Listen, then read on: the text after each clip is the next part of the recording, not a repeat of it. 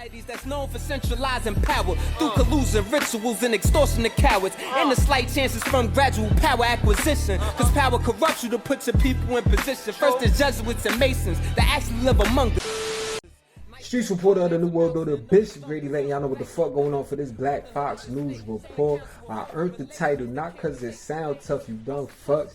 You know what I'm saying? So I heard that off of my beat to him before, but check this out though. I gotta keep y'all posted on what's going on with this New World Order. And this move that just happened yesterday, Sunday, in New Delhi, India, is monumental. It may have some like immediate or long-lasting or far or down the line effects for the planet Earth. And this is with the G20, which is normally the identified as like the top economic earning states in the world, coming together for economic cooperation and in infrastructure building. They actually have allowed for the joining of the African Union. We're talking about 55 countries across the motherfucking motherland. In fact, all of Africa is in it, except for right now, is a part of the African Union, except for right now, Mali, Burkina Faso, Guinea, which all are like subject to coups. Niger, which has been kicked out of the African Union, as well as in Sudan, which is like war torn right now. They're going through a lot with the rapid support forces, Sudanese army, and all of that going on over there. But 55 member nations were just added to the G20.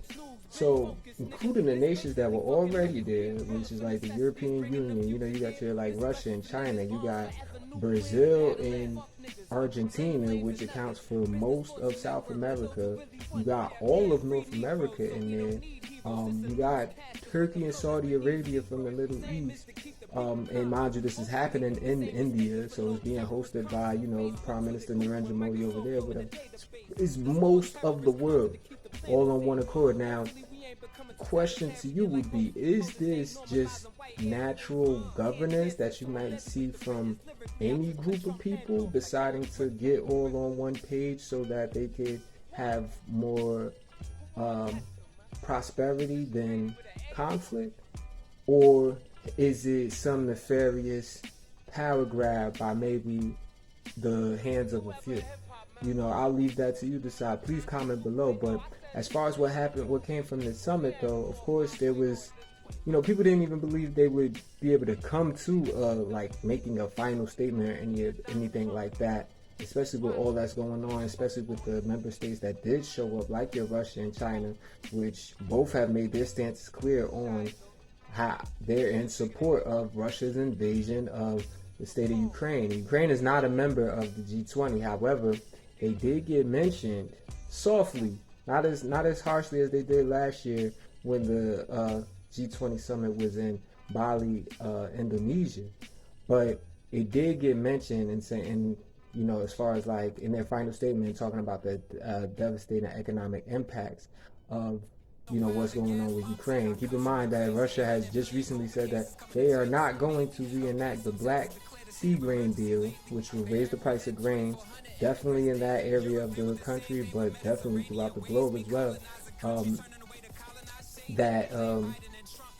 So it's understood that they actually have said that they,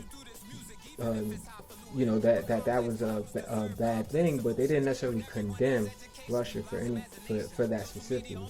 However, in their final statement, they did cite a UN charter that basically said that none of the states shall use or threaten to use force in order to basically take away territory from that basically belongs to another state.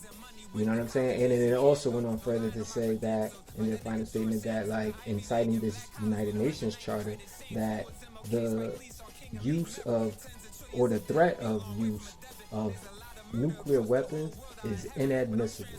And that's right now, that is on the table, especially with the move that Russia and the United States have been making. Now, one thing that did happen that was interesting there was Joe Biden announced that they will have a rail and they will have a rail and shipping corridor from India to Middle East to Europe to combat China's Belt and Road Initiative, which is supposed to be Prime Minister Netanyahu. The USA already been on Israel dick. Remember Kyrie Irving? NBA, look how they got you. They won't jail me like Peru did Presidente Castillo. If so, I come out and win like Brazil's Lula da Silva. The industry had me in famine like Somalia and Yemen. Y'all got fat while I starved. This is only the beginning. My bars will cause a crisis like Haiti.